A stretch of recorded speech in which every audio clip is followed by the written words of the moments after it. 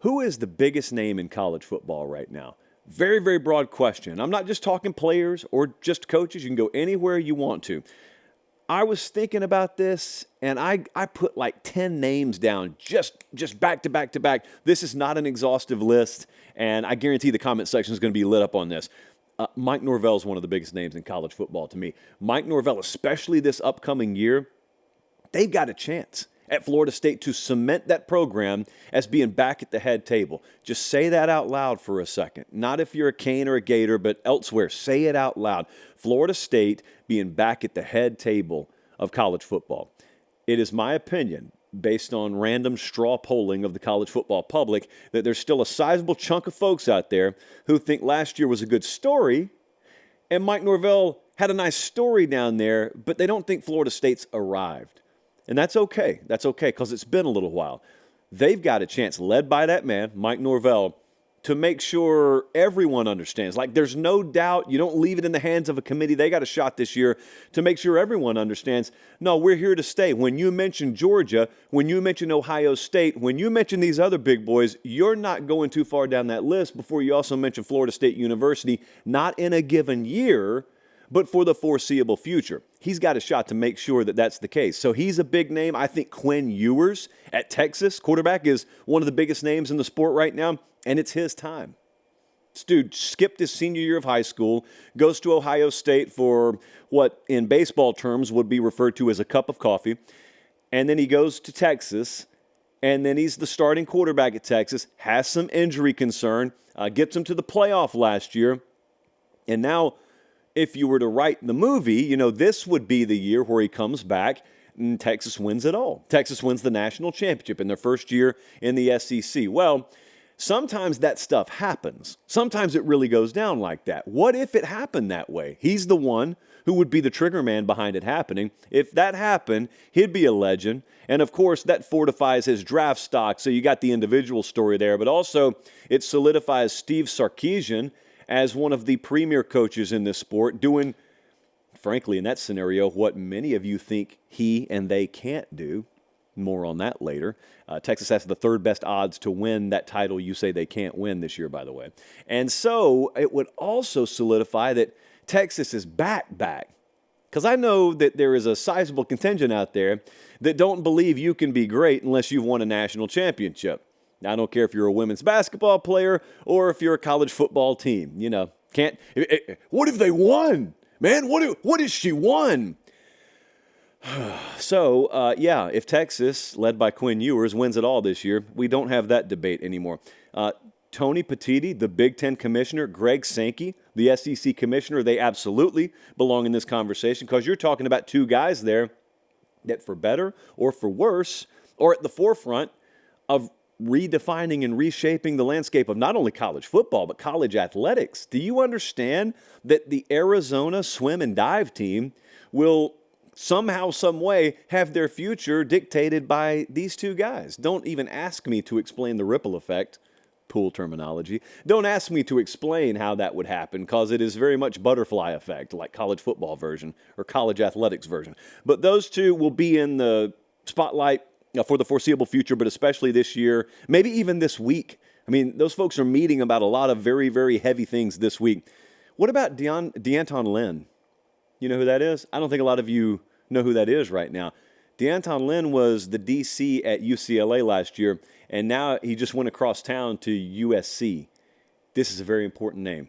Really big name in the sport this year, D'Anton Lynn, because he symbolizes an entire philosophical redirect by Lincoln Riley. Lincoln Riley, has done it his way for a long time, and he's had a fair amount of success, but he's also self-imposed a lower ceiling on what his program can accomplish because they have been very porous defensively. Okay, so you could do one of two things. You can either keep playing pinball every year and putting up big numbers, but know that we're never really going to have the longevity. We're like the old school Phoenix Suns. We may score 120, 130 a night. We're never doing anything in the postseason of note. Or you can look in the mirror and say, I'm still a young coach. I could still change this thing. I know offense, but offense doesn't win championships. No one ever says that. we've got to have a more complete and complementary football team. And so Lincoln Riley decided to make several changes. Now, thus far, all we know is they've been verbalized. We haven't seen it. We hadn't seen them tackle better. We hadn't seen them up their percentage of stop rate on third down. But we do know doing it the old way, it was never going to happen. So he goes and he gets Lynn, but he also, Lincoln Riley being the he, also vocalizes that I intend for this to be a part of a much broader shift philosophically in my program. I'm in the wait and see mode on that with, you see these fingers crossed. If you're listening on podcast, I promise you, they're crossed. Mr. USC hater here, JP, very hopeful that USC can get it turned around. It almost seems like sometimes I don't actually hate these programs. I just get a sneaking suspicion I'm not as big a hater as I've been accused. Let's stick with the defensive coordinator position. Another one of the biggest names in the sport this year, Blake Baker. He was the DC at Missouri last year, and then Brian Kelly looked and said, well, we couldn't stop molasses in December. They did a much better job. Respectfully, we're LSU, they're Missouri. Let's just go hire him. And hired Baker, hired Kevin Peoples from Missouri as well. LSU with a top 30 defense may very well have won a national title last year. Do you remember back in, I guess, August, when we were ramping up for the season, or July when it was media days season? You know, LSU had a very, very formidable Heisman campaign out there. But it wasn't for Jaden Daniels. It was for Perkins. It was for Harold Perkins. They were touting a defensive guy, rightfully so if you're talking about raw potential, as their preseason Heisman contender. And they had a guy win the Heisman, and it wasn't even him. It wasn't even that side of the ball. Nothing about LSU's defense was ever going to win a collective or individual award last year. Well, that's unacceptable. Especially at LSU, it's unacceptable. You talk about LSU having one of the premier offenses in the country, and they can't get anywhere because they can't stop the pass, because they can't stop the run, they can't get after the quarterback enough. That can't be LSU. Brian Kelly knows that. And so Blake Baker's got to be a big part of turning that around. So I'll leave you an open-ended question here. A little open-ended fill in the blank, I guess. Forget about 2023. We're done with that. LSU with a top 30 defense in 2024 does what? Fill in the blank. Have fun with that. Look at that schedule. You got UCLA coming in there, actually, don't they? Got USC and UCLA in the first month of the season. And that's your out-of-conference scheduling these days. Who knows? In the not-too-distant future, maybe there'll be conference games for all I know. Nick Saban. This is not a 2023 list, by the way. Nick Saban's clearly still one of the biggest names in college football. He's still going to be a dominant voice in the sport. I would argue with his spot on game day and his freedom to speak however he wants to now with no consequence because he can't hurt his team anymore. I would argue more people than ever will hear him. It used to be Nick Saban would say something and we'd pick up on it. Like you're a hardcore college football fan if you're watching or listening. You picked up on it, but the general public, the casual crowd didn't pick up on it. They weren't paying attention to a Tuesday afternoon press conference in Tuscaloosa. But they will be, and this is no knock on the game day crowd. I love College Game Day, but they will be watching that.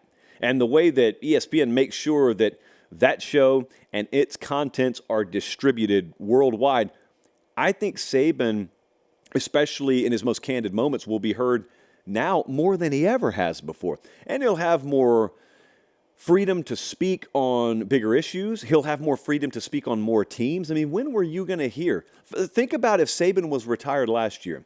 Nick Saban could just openly discuss LSU's defensive struggles, USC's defensive struggles. You were never going to hear him say that as the acting head coach at Alabama, but you can now. So I think Nick Saban, obviously, and that's not even to mention a lot of the off-the-field stuff that has a chokehold, like a vice grip on the sports conversation right now. He'll be instrumental in all that. A guy that he coached last year is Caleb Downs. I think Caleb Downs is one of the biggest names in college football this year. Caleb Downs, I'll tell you how I think of him as a player. He's walking into Columbus, Ohio. That is home to Ohio State and one of the most loaded rosters in college football. And I think he may be the best football player, position for position, on their team the moment he steps on campus. And they're not without premier playmakers. Even on that side of the ball, they're not without them. I just think that highly of Caleb Downs. And I think Ohio State's season this year will come down to making a couple of stops in a couple of key games, forcing a turnover in a key game. It's the way it has been for them. It's the way it will be this year. When you take number 2, who in this B role is in Crimson, and you put him on the field, I don't think there's an accurate way to quantify how many points he's worth. I know Vegas odds makers try. You know my feeling that certain high-level defensive players are undervalued, chronically undervalued by handicappers and odds makers, because there is no odds maker worth his salt who would tell you a starting safety is worth more than a quarter of a point or maybe a half a point in a game. That's if Ed Reed is back out there. I think in certain situations they're worth way more than that. That's just me personally. And if I'm right, Caleb Downs is one of them. He's only a true sophomore, by the way. If you were to create a player, which you're about to be able to do on that video game again, that's what one looks like. And Ohio State's got him now. He's going to be a very, very impactful player on a Jim Knowles defense that elevated last year, but I can tell listening to Ryan Day this upcoming year, he believes they can again win defensive slugfests if they need to. And also, it sounds like I'm making another Downs point. I'm just moving on now. Also, kind of my last thought on the biggest names, but there are 2 names, Cade Klubnik and Garrett Riley at Clemson, quarterback and offensive coordinator respectively.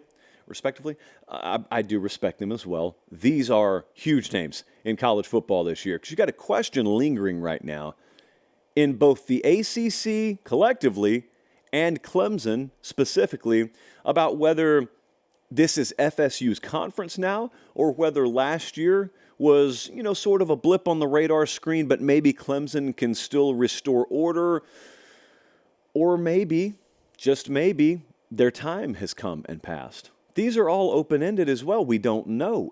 These 2 names will go a long way in deciding that, because I don't think anyone's about to sit here and watch Clemson hang 8 or 9 wins and quote-unquote that's all again this year and say, oh, don't worry, it's just temporary.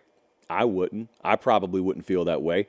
And so if Garrett Riley in year 2 doesn't have or continue to have a significant uptick in offensive production, if Cade Klubnik cannot play up to what we believe is his full potential, and Clemson is again hitting that under. They're over-under right now at FanDuel's 9.5 wins. If they go under again, if they're a 9-win team or an 8-win team or worse, well then, it's probably due in large part to them not separating enough and not being able to pull away in games against teams that are inferior roster-wise, but it doesn't matter. When the matchups dictate that you can't get separation off the line at receiver, you can't make big catches on third down, then you end up in a lot of shootouts where the guys in the desert favored you by 10 or 11 points that morning, and I think that those 2 names are some big ones there. A lot of big names in the ACC this year. Look, I don't think that's going to be an exhaustive list. The more I went through that, the more I thought there are like 150 names that I still want to go through.